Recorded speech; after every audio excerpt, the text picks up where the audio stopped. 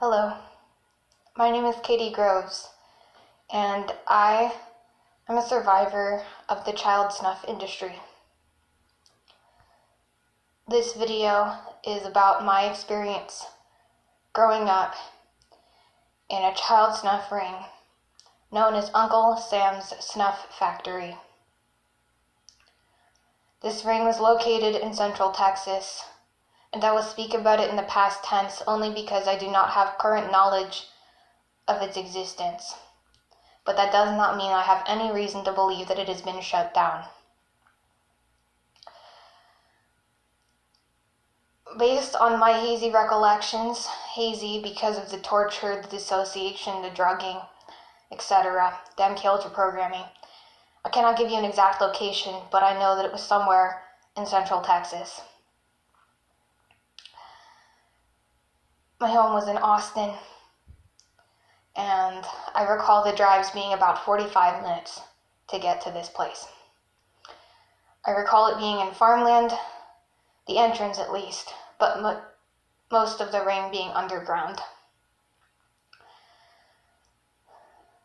Many people have a hard time believing that child snuff exists, that even snuff exists, then let alone that high-ranking government officials and military agencies orchestrate it. To believe that there are deep underground military bases that commit mass genocide against children, film it, and sell it on the black market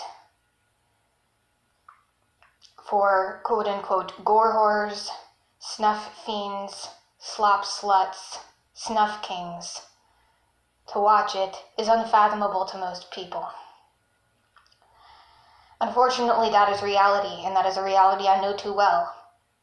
I spent the first 17 years of my life being taken to that place on a near-daily basis, sometimes held for longer periods of time,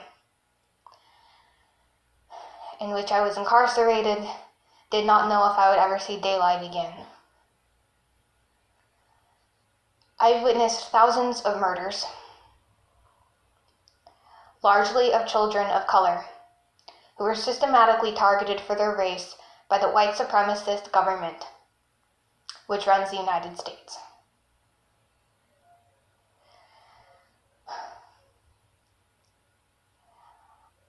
They called it Uncle Sam's Snuff Factory as a private joke, as if it was a mom and pop shop, a local business. Uncle Sam was supposed to be a friendly figure, a figure in American propaganda, supposed to look at like a father, like a friend. The Snuff Factory, also known as the Genocide Factory, is the very literal definition of hell on earth. That is not unique.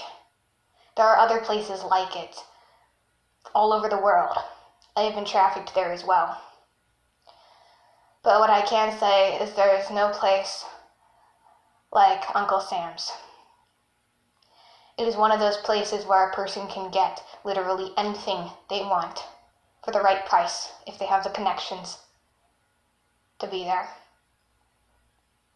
I have seen wealthy, aristocratic white women ordering children of color on menus to be delivered dead, cooked on platters in a wing of the place they called Cannibal's Kitchen. And the reason I'm alive and the reason I survived is because I was born into an organized crime family involved with the CIA who ran this operation. And I had the genetics, the family background to be a candidate for perpetration, for continuing the cycle of violence, from being one of the quote-unquote leaders or members of the group involved. So I was kept alive for experimentation, for slavery, for use. I fought my way out, and if you want to learn about that, you can watch any of the videos on my channel. It'll be informative. But I still suffer every day deeply with the post-traumatic stress. I have polyfragmented dissociative identity disorder as a result. It actually goes beyond polyfragmentation. I have something called exponential fragmentation, which I have spoken of in some videos I'll put in the description below, so that you can understand the level of trauma that this type of abuse can create.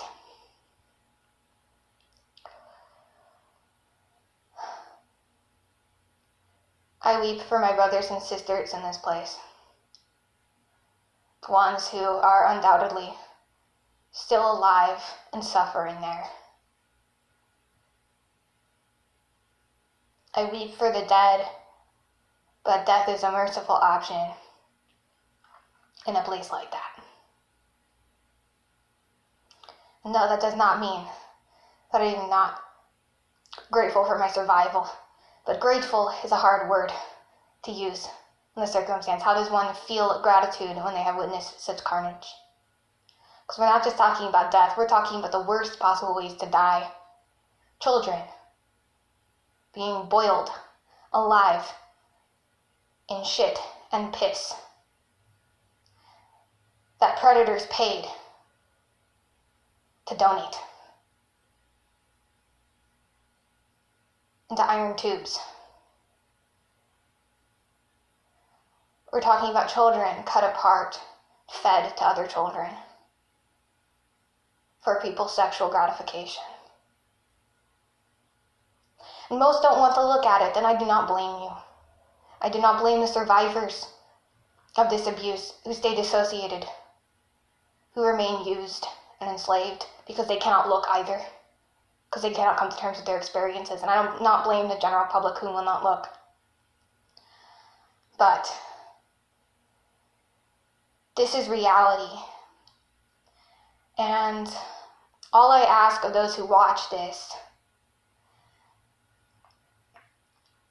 is that you remember that while it may be excruciatingly painful for you to look at this reality, to think about this being possible, there are children. I ask you to remember and acknowledge that there are children who are surviving it every day. There are children enduring this, dying in this, and surviving this, who have to carry that pain all alone. And if they can do that, maybe you can muster the strength, if you have it, to look, to think about it just enough to get involved in some way to stop the madness. And no, I do not expect you to find this place, to find these underground trafficking rings, bust down the doors, and rescue these kids. I doubt if that will ever happen before World War III comes, or some epidemic and wipes us all out, while the people who perpetrate this remain alive in their underground worlds, and so on and so forth. Don't even want to go into the whole NWO thing right now. No, I don't expect that from you. I don't expect you to stop this in that way. But there are people fighting human trafficking. There are people who need voices. And at the very least, I encourage you to extend your support in some way to those who have survived, even if you cannot help those who are lost. I don't know how to help those who are lost. But there are people like me, and no, I'm not asking for myself, but for everyone. There are people like me who have survived these things who need help. They need therapists, we need doctors, we need lawyers, we need support, we need friends. We need new family because most of us have lost ours. And if you can be that for somebody, you can help the collective damage created by these rings. And hopefully one day that collective spirit will be strong enough to take this stuff out at its source, to go down into the trenches and actually rescue the majority of the children in child trafficking who never make it out. Thank you.